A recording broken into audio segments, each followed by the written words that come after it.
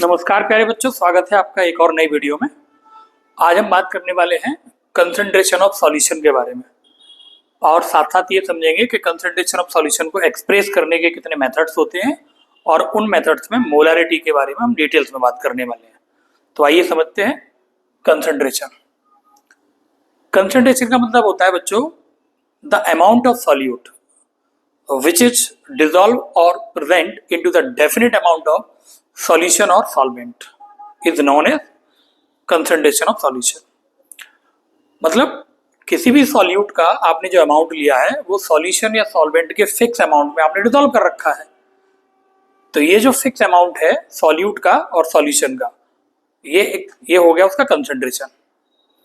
इसको समझते हैं और अच्छे से। The concentration of A solution refer to the amount of solute present in a given amount of solvent or the solution itself. Concentration is measure of how much solute is dissolved in a solution।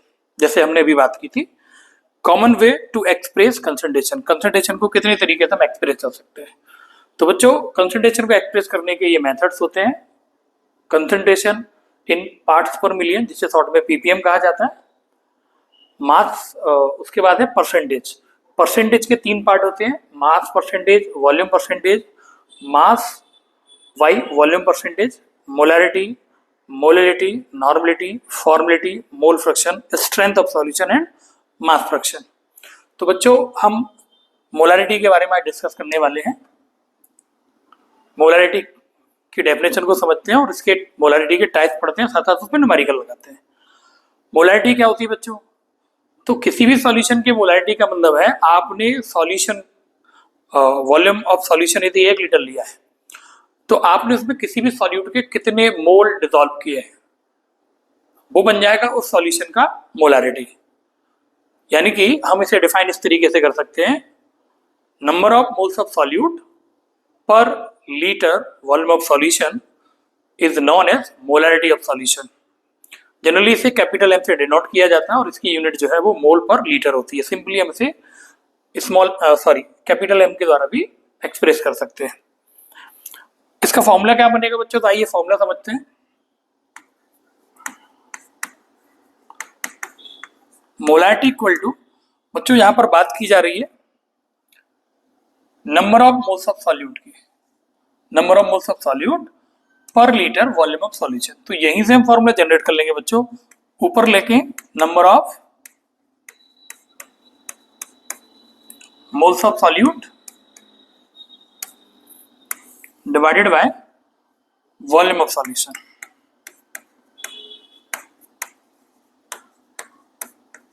In litre. बच्चों जैसा कि हमने पीछे पढ़ा है mole concept में, मोल equal to होता है वेट अपॉन मॉलिक्यूलर मास। तो हम इस मोल ऑफ सॉल्यूट की जगह पे wait of solute divided by molecular mass of solute लिख देंगे। तो हमारे पास फॉर्मूला आ जाएगा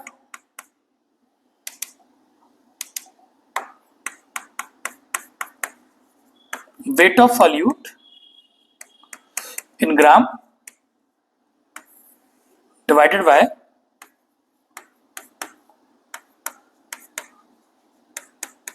molecular weight of solute into.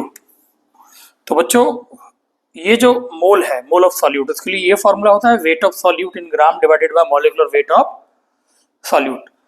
साथ साथ बच्चों यहां पर वॉल्यूम ऑफ सॉल्यूशन लिखा हुआ है इन लीटर, वो मैं यहां से उठाकर यहां रख दूंगा।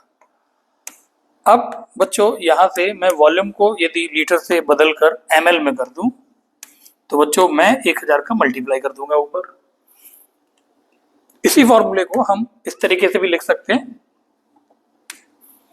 Molarity m is equal to weight of solute. तो वेट के लिए लगाएंगे बच्चों W और सॉल्यूट के लिए लगाते हैं B divided by molecular weight of solute. Molecular weight के लिए m और सॉल्यूट के लिए V into 1000 divided by volume. Volume के लिए V, वॉल्यूम ऑफ सॉल्यूशन, और सॉल्यूशन के लिए बच्चों हम लगाएंगे S। तो बच्चों ये हमारा एक फॉर्मूला जनरेट हो गया जिससे हम न्यूमेरिकल को सॉल्व कर सकते हैं।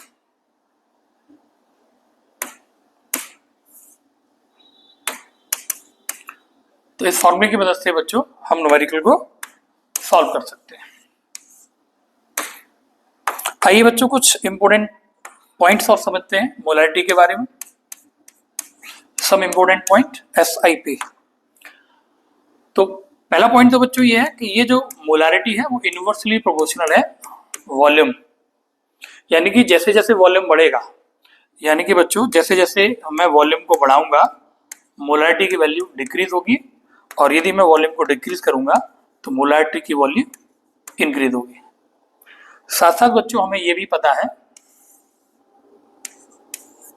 कि temperature directly proportional to volume होता है, यानी टेम्परेचर बढ़ेगा तो वॉल्यूम बढ़ेगा, और वॉल्यूम मोलैरिटी के इनवर्सली प्रोपोर्शनल होती है।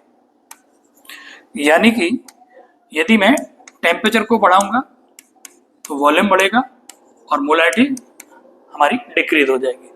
साथ साथ यदि मैं टेम्परेचर को गिराऊंगा तो वॉल्यूम भी गिरेगा और मोलैरिटी बढ़ जाएगी।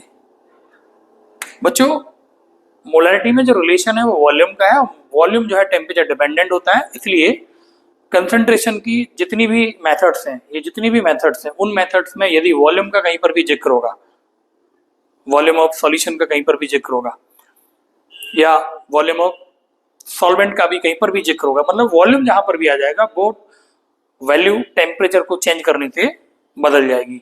इसी प्रकार मोलैरिटी में टेम्परेचर आया है तो जैसे जैसे हम टेम्परेचर को बढ़ाएंगे वॉल्यूम बढ़ेगा, मोलैरिटी घटेगी, एंड वाइस वर्सा। यानी कि मोलैरिटी जो है वो टेम्परेचर डिपेंडेंट होती है, यानी कि मोलैरिटी को हम चेंज करेंगे, सॉरी मैं टेम्परेचर को अगर बदल दूंगा तो मोलैरिटी भी बदल जाएगी। ठीक, आइए बच्चों इसमें न्यूमेरिकल लगाते हैं। तो बच्चों हमारे सामने दो न्यूमेरिकल है।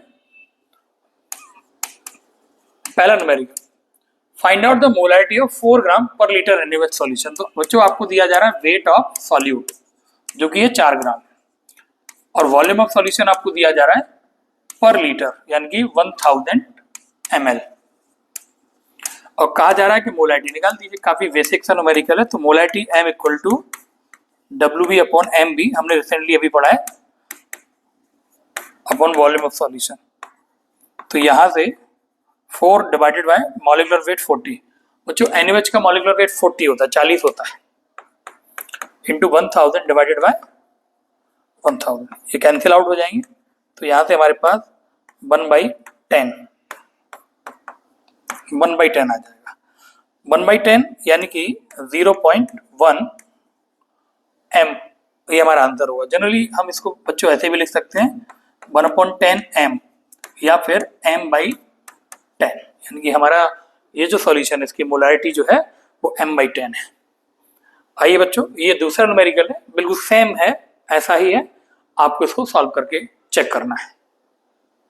नेक्स्ट बच्चों मोलैरिटी इक्वेशन और मोलैरिटी ऑफ डाइल्यूशन। ये क्या होता है? देखिए बच्चों इसमें यह है कि यदि मान लीजिए हमारे पास दो सॉल्यूशन है, हमारे पास मान लीजिए हमारे पास NaOH का सॉल्यूशन है।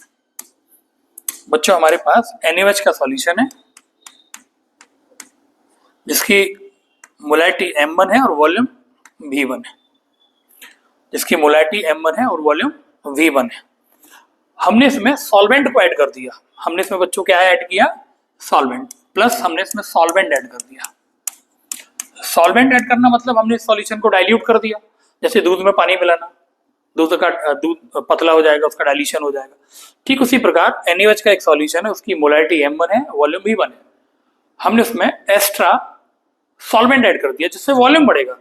अच्छा बच्चों वॉल्यूम बढ़ेगा तो हमने थोड़ी देर पहले पढ़ा था कि जैसे जैसे वॉल्यूम बढ़ता है मोलैरिटी डिक्रीज हो जाती है, यानी कि हमारा जो सॉल्यूशन डाइल्यूशन के बाद अब फाइनल जो बनेगा उसकी मोलैरिटी डिक्रीज हो जाएगी, और वो मोलैरिटी डिक्रीज होगी तो उसकी वैल्यू क्या होगी, तो उसको कैसे निकालेंगे? तो उसके लिए हम यूज करते हैं मोलैरिटी इक्वेशन या फिर मोलैरिटी ऑफ डाइल्यूशन।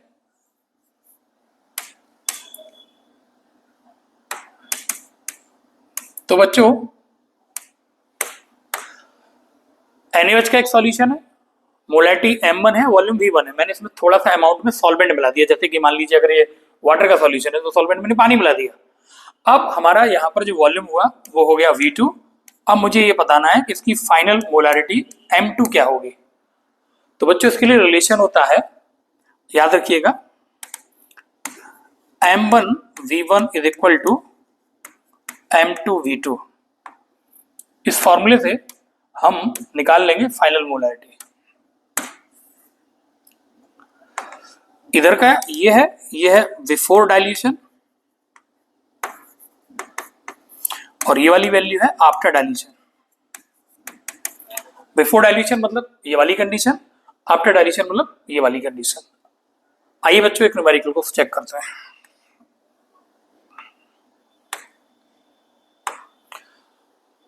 आप if you have 2 molar solution of NaOH, यानी कि आपको M1 का वैल्यू दिया गया बच्चों 2 मोलर विथ वॉल्यूम V1 दिया गया 10 litre and you want to dilute it to a final volume. आपने इसको डाइल्यूट कर दिया और फाइनल वॉल्यूम ले लिया 20 लीटर। अब फाइनल मोलैरिटी क्या होगी हमें कैलकुलेट करना है। What is the new molarity M2। तो बच्चों ठीक इस फॉर्मूले को हम यूज करेंगे और हमारा आंसर आ जाएगा with in the seconds.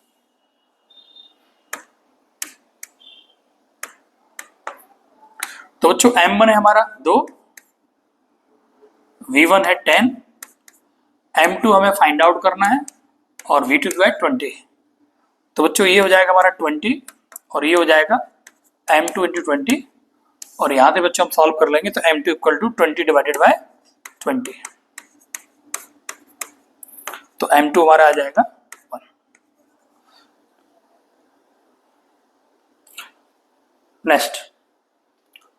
Next है बच्चों molarity of mixing. Molarity of mixing क्या होती है बच्चों?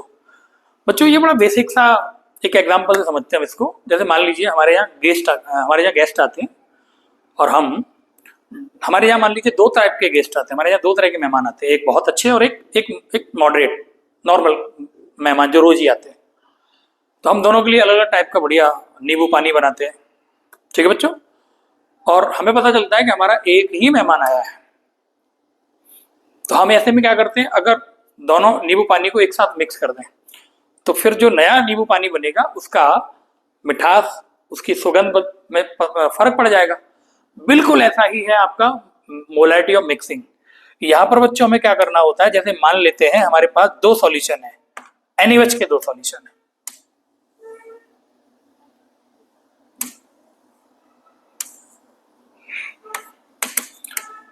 बच्चों हमारे पास NaOH के 2 सॉल्यूशन है। ये सॉल्यूशन की मोलैरिटी M1 है, वॉल्यूम V1 है। इस सॉल्यूशन की मोलैरिटी M2 है और वॉल्यूम V2 है। हमने इन 2 सॉल्यूशनों को लिया और आपस में मिक्स कर दिया। मिक्स करने के बाद एक हमारा फाइनल सॉल्यूशन तैयार हुआ। अब इस फाइनल सॉल्यूशन की मोलैरिटी कैसे निकालेंगे? तो बच्चों इस फाइनल सॉल्यूशन की जो मोलैरिटी होगी वो हम M3 मान लेंगे और वॉल्यूम B3 मान लेंगे। अगर हम इसमें रिलेशन बना दें तो हम आंसर निकाल लेंगे। तो बच्चों इनमें रिलेशन होता है M1V1 plus M2V2 is equal to M3V3। तो बच्चों यही है मोलैरिटी ऑफ मिक्सिंग। इस फॉर्मूले का यूज करके हम फाइनल मोलैरिटी जो है वो निकाल सकते हैं M3 की वैल्यू। बच्चों यहां पर जो V3 है ये V3 बराबर होगा V1 प्लस V2 के। आइए बच्चों इस पे एक न्यूमेरिकल चेक करते हैं।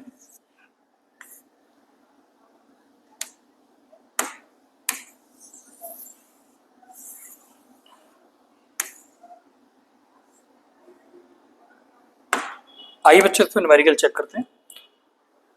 2 solution of a substance non electrolyte के ये 2 सॉल्यूशन है, are mix in the following manner.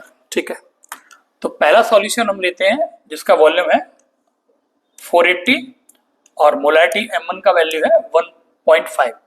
दूसरा सॉल्यूशन है जिसका वॉल्यूम है V2 520 और मोलैरिटी है 1.2। अब हमें फाइनल मोलैरिटी निकालनी है, सब मिक्सचर की फाइनल मोलैरिटी क्या होगी। ठीक है बच्चों देखते हैं। तो बच्चों यहां पर आपको M1 का वैल्यू दिया जा रहा है 1.5, V1 का वैल्यू दिया जा रहा है 480, M2 का वैल्यू दिया जा रहा है 1.2, V2 का वैल्यू दिया जा रहा है 520। ये भी ml में है बच्चों और ये भी ml में। साथ साथ बच्चों आपसे फाइनल मोलारिटी निकालने के लिए कहा जा रहा है कि आप फाइनल मोलारिटी निकालिए। यहाँ पर वॉल्यूम V3 हमारा बच्चों क्या होगा, V1 प्लस V2 के बराबर, अभी हमने स्टडी किया। तो बच्चों यहाँ से हम V3 निकाल लेंगे तो V3 बराबर आ जाएगा, V1 है हमारा 480 प्लस 520, तो फाइनल जो वॉल्यूम होगा सॉल्यूशन का वो होगा 1000 ml।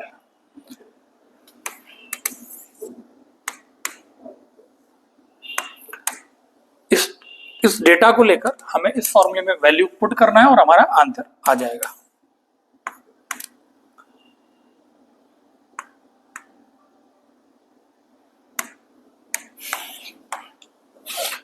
तो M1 का वैल्यू है बच्चों 1.5 इंटू V1 का वैल्यू है 480 प्लस M2 का वैल्यू है 1.2 इंटू V2 है 520 इज इक्वल टू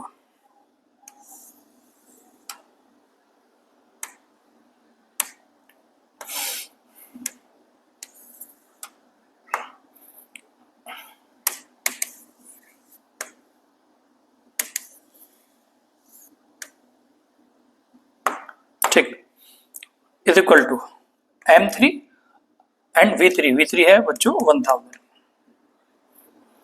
तो यहां से M3 इक्वल टू इसको कैलकुलेट करेंगे तो ये 720 आ जाएगा, प्लस इसको कैलकुलेट करेंगे तो ये 624 आ जाएगा, divided by 1000 is equal to, इन दोनों को जोड़ेंगे तो 1344 डिवाइडेड बाय 1000 आ जाएगा। बच्चों इसको सॉल्व कर लेंगे तो हमारे पास आंसर आ जाएगा 1.344, यानी कि ये जो ऑप्शन दिए थे हमारा करेक्ट आंसर ये वाला हो जाएगा। तो बच्चों अगले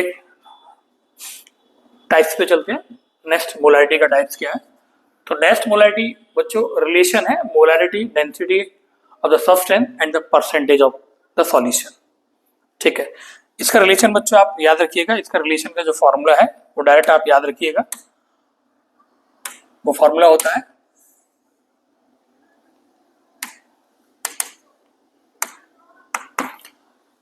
ten into D into percentage divided by molecular mass. ठीक है, एक न्यूमेरिकल में देखते हैं बच्चों, the density in gram per ml of a 3.60 molar sulfuric acid that contain acid solution that is 29%।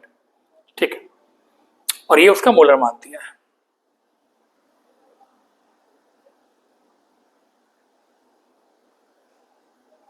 ठीक है बच्चों, इसको सॉल्व करते हैं। तो ये जो आपको वैल्यू दी जा रही है हम इनको ले लेते हैं। तो यहां पर बच्चों हमें द डेंसिटी ऑफ ए, ठीक है, ये मोलारिटी दी गई है आपको बच्चों 3.60 और ये मोलर मास दिया गया है MB कितना दिया है 98। ठीक, सल्फ्यूरिक एसिड दैट कंटेन 29%, यानी कि परसेंटेज आपको दिया गया है 29। द डेंसिटी, आपसे डेंसिटी पूछी जा रही है, डी का वैल्यू क्या है। तो रिलेशन बच्चों हमने अभी यहां पर लिखा है, इस रिलेशन में हम सारी वैल्यू पुट करेंगे और आंसर को निकाल देंगे। तो मोलारिटी की वैल्यू दी गई है 3.60 equal to 10 equal to density दी गई है 29 इंटू परसेंटेज दिया गया है। ओ सॉरी बच्चों, डेंसिटी तो हमें निकालनी है, तो डेंसिटी निकालनी है तो यहाँ पर डी रख देंगे और आपको परसेंटेज दिया गया है 29 डिवाइडेड बाय मॉलिक्यूलर मास दिया गया है बच्चों 98। इस इक्वेशन को आप सॉल्व करेंगे तो सॉल्व करने के बाद D equal to 3.60 into 98 divided by 10 into 29। तो सॉल्व करेंगे बच्चों, यहाँ से आ जाएगा 1.22 और ये आएगा ग्राम पर ml में, यानी कि हमारा आंसर होगा 1.22। आई होप बच्चों आपको अच्छे से समझ में आया होगा। वीडियो लाइक करें, शेयर करें और दोस्तों के साथ साझा करें। मिलते हैं जल्दी नए टॉपिक के साथ।